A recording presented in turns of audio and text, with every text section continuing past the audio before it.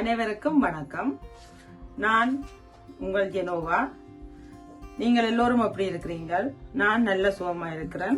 இன்று நான் உங்களுக்காக மீண்டும் ஒரு இனிப்பான உணவோடு வந்திருக்கிறேன்.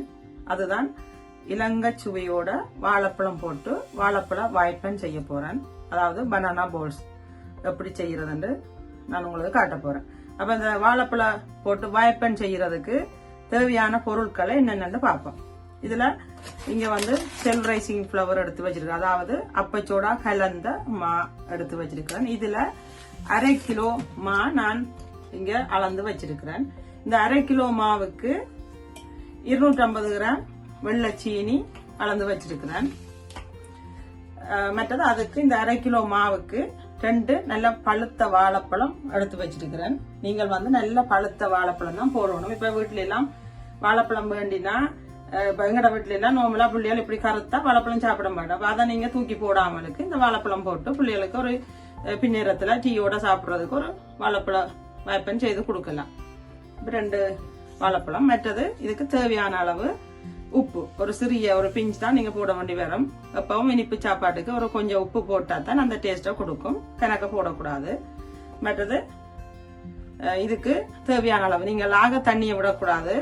நீங்கள் கையால தண்ணியை தெளிச்சு தான் குழைக்கணும். வாழைப்பழத்தையும் சீனியையும் போட்டுட்டு தான் நீங்க குழைக்க தொடங்கணும். மற்றது இன்னும் ஒரு முக்கியமான விஷயம், இப்ப வெளிநாடுகள்ல இருக்கிற ஆட்களுக்கு இந்த செல்ஃப் ரைசிங் ஃபிளவர் ஈஸியா கிடைக்கும். ஆனா இலங்கையில இருக்கிற ஆட்களுக்கு நார்மலா எங்கள ஊர்ல இந்த பிளேன் ஃபிளவர் தான் இருக்குது, கோதுமமா இதுதான் அங்க இருக்குது. அப்ப இதுக்கு நீங்கள் என்ன செய்யணும்னு சொன்னா, கொஞ்சம் அப்பச்சோடா நீங்கள் போடணும். இந்த காத்தேக்கரண்டியால 1/2 கிலோ மாவுக்கு காத்தேக்கரண்டி அப்பச்சோடா நீங்கள் போட்டு குழைச்சு ஒரு 1/2 மணி நேரம் வச்சுட்டு நீங்க சுட்டீங்கன்னா நல்ல வடிவா வரும். இப்ப வாங்க நாங்கள் இதை எப்படி செய்யறதுன்னு பார்ப்போம். இப்ப இந்த வாய்ப்பனை நாங்கள் குழைக்கிறதுக்கு முதல் அடுப்புல எண்ணெய் சட்டியை வச்சு நெருப்பை எரிச்சு விடுவோம். ஏன்னா நாங்கள் இந்த வாய்ப்பன் குழைச்சி முடிய இங்க எண்ணெயும் கொதிக்க கணக்காயிருக்கு நாங்க போடுறதுக்கு. ஏன்னா அப்பச்சோடா கலந்த மான்றதால நாங்கள் கன நேரம் வச்சிருக்க தேவையில்லை. நீங்கள் எல்லாம் குழைச்சு முடியவும் எண்ணெய் கொதிக்கிறதுக்கு ஒரு 5 நிமிஷம் வெயிட் பண்ண சரியா இருக்கும். அடுப்பை கொஞ்சம் ஸ்லோவில் விட்டுட்டு நான் மா குழைக்க போறேன். இப்ப வாங்க மா எப்படி குழைக்கிறதுன்னு பார்ப்போம். இப்ப நாங்கள் இந்த வாய்ப்பன் குழைக்கிறதுக்கு நான் ஒரு பாத்திரம் எடுத்திருக்கிறேன். இதுக்கெல்லாம் முதல்ல இந்த வாழைப்பழத்தை நாங்க உரிச்சு போடுவோம்.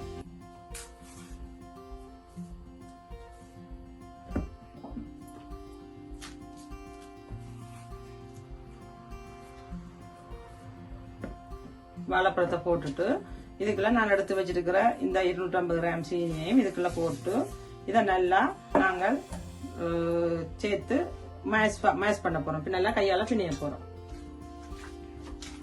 இப்ப நாங்கள் இந்த வாழைப்பழத்தை நல்லா இந்த அப்பியால போட்டு நல்லா மசிச்சு கட்டி ஒன்றும் இல்லாம வாழைப்பழம் எல்லாம் ஃபுல்லா நல்லா கரைகிற மாதிரி இந்த சீனியோட சேர்த்து நல்லா கரைச்சு விடுவோம். இதெல்லாம் நல்லா சீனியும் வாழைப்பழம் நல்லா கரைஞ்சதுக்கு அப்புறம் தான் நீங்கள் அதுக்கு தேவையான அளவு கையால எடுத்து போடக்கூடிய அளவு தண்ணியை தெளிச்சு நீங்கள் மாவை போட்டு குழைக்கணும். முதலே நீங்க தண்ணியை விட்டீங்களா மா தண்ணியா போயிடும். அப்ப அதால நீங்க முதல்ல வாழைப்பழத்தை நல்லா கையால பிணியணும். அல்லது இப்படி அகப்பியால பிணியலாம். அல்லது நீங்கள் பிளைண்டர்ல போட்டு ஒரு சுத்தி விட்டீங்கன்னா நல்லா கரைஞ்சி வந்துடும். பாருங்க நல்ல வடிவா கரைஞ்சி வந்துட்டு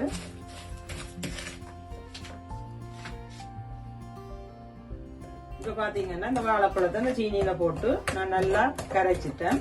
இனி நாங்கள் இந்த எடுத்து வச்சிருக்கிற இந்த 1/2 கிலோ மாவை இதுக்குள்ள போட்டு நாங்கள் மிக்ஸ் பண்ணுவோம். மிக்ஸ் பண்ணிட்டு தண்ணி காணாட்டா அதுக்கு பிறகு நாங்க தண்ணி விடுவோம்.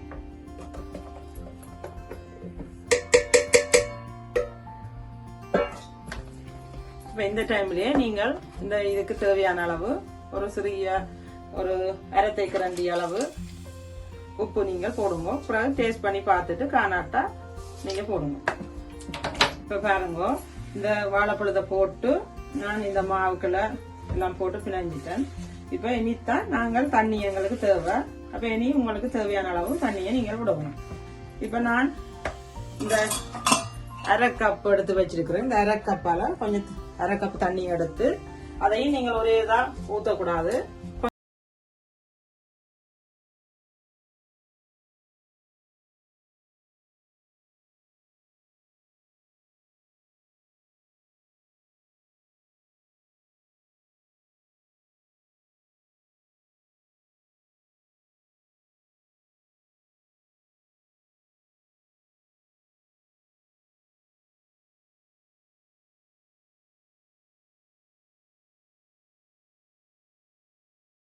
உப்பு எல்லாம் கணக்கா இருக்காண்டு நீங்கள் டேஸ்ட் பண்ணி பார்த்துட்டு காணாட்டா உங்களோட டேஸ்ட்டுக்கு ஒவ்வொரு டேஸ்ட்டும் ஒவ்வொரு மாதிரி இருக்கும். சில பேர் உப்பு குறைய சாப்பிடுவீங்க, சில பேர் வந்து இனிப்பு கூட சாப்பிடுவீங்க, குறைய சாப்பிடுவீங்க. அப்ப உங்களோட டேஸ்ட்டுக்கு ஏற்ற மாதிரி நீங்கள் இந்த அளவை விட நீங்க கூட்டி குறைச்சு போடலாம்.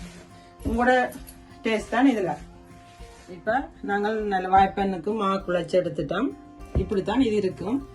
இது பாத்தீங்கன்னா இப்படித்தான் இருக்கும். அப்ப நீங்கள் எப்பவும் வாய்ப்பெண் சுடக்கு போகும் முதல் இதுல ஒரு கொஞ்சம் பச்சை தண்ணி எடுத்து வச்சிருந்து போட்டு இதுல கையை நீங்க கழுவி எடுத்தீங்கன்னு சொன்னா உங்களுக்கு அந்த ஷேப்பா வரும், ரவுண்டா இருக்கும். இப்படி நீங்கள் இந்த இதோடையே வலிச்சு எடுத்து இப்படி கொண்டு நீங்க எண்ணெய் சட்டிக்க போடுவீங்க. இப்ப வாங்க வாய்ப்பெண் எப்படி சுடுறதுன்னு பார்ப்போம். இப்ப பாத்தீங்கன்னா நாங்கள் அப்போத மாக்குள்ளைக்கு முதல் வச்ச எண்ணெய் சட்டி எண்ணெய் கொதிச்சிட்டு கொண்டு ஒரு பாப்பம் இருக்கும். ஒரு சின்ன ஒரு துளி ஒன்று எடுத்து நான் போடுறேன். பாத்தீங்க போட்ட உடனே மேல வந்துட்டா இப்ப எண்ணெய் ரெடி ஆயிட்டு நாங்க வாய்ப்பெண்ணை எண்ணெய் சட்டிக்கு போட போறோம். இது வந்து நீங்க ஆக பெருசாவும் போட தேவையில்லை. இந்த அளவு எடுத்து போட்டீங்கன்னா காணும், ஏன்னா இது பெருசா வரும். மற்றது ஆக பெருசா நீங்க போட்டீங்கன்னு சொன்னா உள்ளுக்க மா அவியாம இருக்கும். மற்றது நீங்க போடும் போது நெருப்ப ஓரளவு நெருப்பா வச்சுட்டு இப்ப போட்டதுக்கு பிறகு கொஞ்சம் குறைச்சி விட்டுறணும். ஏன் குறைச்சி விடுறதுன்னு சொன்னா இது வந்து நீங்கள் நெருப்ப ஃபுல்லா விட்டீங்கன்னு சொன்னா வாய்ப்பெண் வந்து மேலால கருகி போய் வரும், உள்ளுக்க வேகாம இருக்கும். அப்ப நெருப்ப வந்து அளவான நெருப்புல விடணும். பாத்தீங்களா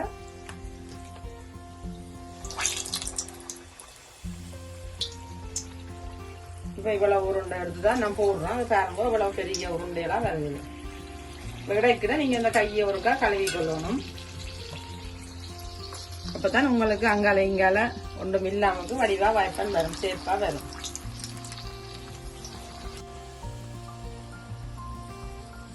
இப்ப பாருங்க வாய்ப்பெண் எல்லாம் போட்டுட்டு நான் கொஞ்சம் நெருப்பா குறைச்சி தான் விட்டுருக்கிறேன். ஏன்னா அது ஏற்கனவே எண்ணெய் கொதிச்சு கொண்டு இருந்தது. நீங்க வந்து நெருப்பை இன்னும் கூட விட்டீங்கன்னா வெளியில இப்படி கருகி வந்துடும். பாத்தீங்களா முதல் போட்டது இப்ப உடனே இப்படி கொஞ்சம் கூட கருப்பா வந்துட்டுது. அப்ப அதனாலதான் நாங்க நெருப்பை கொஞ்சம் குறைச்சி வைக்கிறது. கூடைக்குள்ள நெருப்பை பெருசா வச்சுட்டு அப்புறம் போட்ட உடனே கொஞ்சம் குறைச்சி வச்சிருவோம்.